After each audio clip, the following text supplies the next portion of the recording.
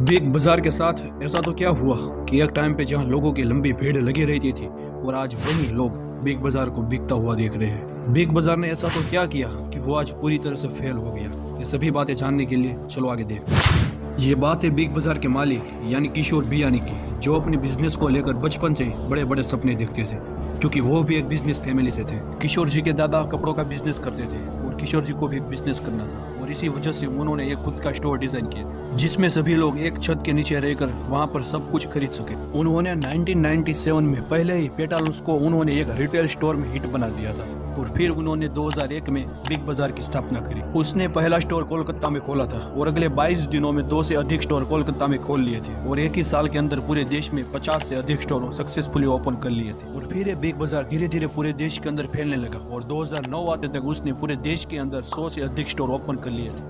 और फिर किशोर बियानी धीरे धीरे नए नए स्टोर ओपन करने लगे, और फिर आज आपको पता होगा कि पूरे देश के अंदर बिग बाजार का कितना बड़ा नाम है। आजकल आप बिग बाजार का नाम तो बहुत सुनते होंगे, मगर क्या आपने कभी सोचा है कि ये बिग बाजार पैसा कैसे कमाता है, उसका बिजनेस मॉडल क्या है? तो चलो वो जानते हैं। बिग बाजार का बिजनेस मॉडल B2C है। ये अपने रिटेल स्टोर के अंदर कस्टमर को अलग अलग प्रोडक्ट सेल करती है, और बिग बाजार इतना तेजी से वायरल हुआ, इसका सबसे बड़ा कारण वो भी है कि बिग बाजार अपने कस्टमर को डिस्काउंट ऑफर देती रहती थी। बिग बाजार अपने प्रोडक्ट के अंदर यानी अपने रिटेल स्टोर के अंदर नए नए प्रोडक्ट बेचता रहता है, जैसे कि गहने, खिलौने, गेम, कपड़े, संगीत, जूते, इन सभी को अपने कम मार्जिन में बेचता है और ज्यादा टर्नओवर अपना लेता है। बिग बाजार ने कहा था कि उसके हर वीक के अंदर 2 मिलियन से ज्यादा कस्टमर आते हैं, और पूरे एक साल के अंदर 300 मिलियन से ज्यादा कस्टमर आते हैं, यानी 300 मिलियन का मतलब हुआ 30 करोड़। यानी आप समझ सकते हो भारत के कितने लोग बिग बाजार के अंदर जाते हो।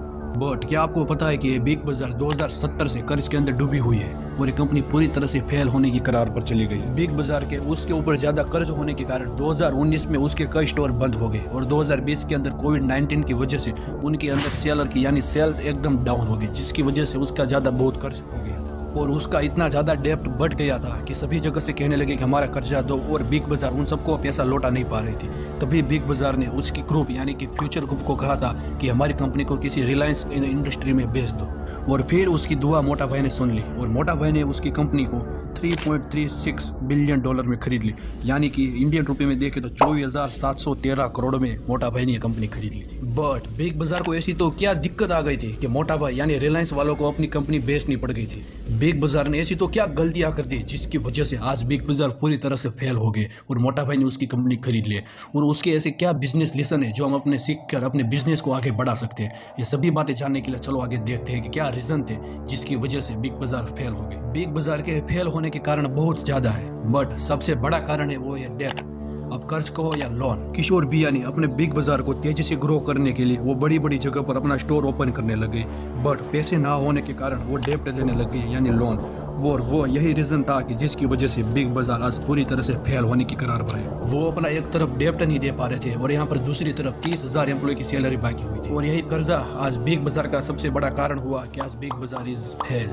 अगर आपका कोई बिजनेस है तो आप डी-मार्ट की तरह जो अपने बिजनेस के अंदर से जो पैसे आते हैं, जो आपका प्रॉफिट आता है, उसको आगे अपने बिजनेस को बढ़ाने के लिए उपयोग करें, ना कि शुरुआत के अंदर सबसे कर्जा लेकर अपने बिजनेस को आगे बढ़ाते रहो। डी-मार्ट भी ऐसा ही करता है, वो अपने जो प्रॉफिट आता है उसकी वजह से ही वो अपने बिजनेस को आगे बढ़ाता रहता है। इसकी वजह से आज वो रिटेल स्टोर का किंग कहला जाता है। और आपका अगर कोई ऐसा बिजनेस है जिसके अंदर आपको डिस्काउंट ऑफर वगैरह सभी ऑफर लानी पड़ती है, तो आप इतनी भी ऑफर या डिस्काउंट मत देना कि बिग बाजार की तरह आपकी भी कंपनी फेल हो जाए। इसलिए आपका जितनी लिमिट में आप डिस्काउंट ऑफर दे सकते हो उतनी लिमिट में डिस्काउंट और ऑफर देना चाहिए।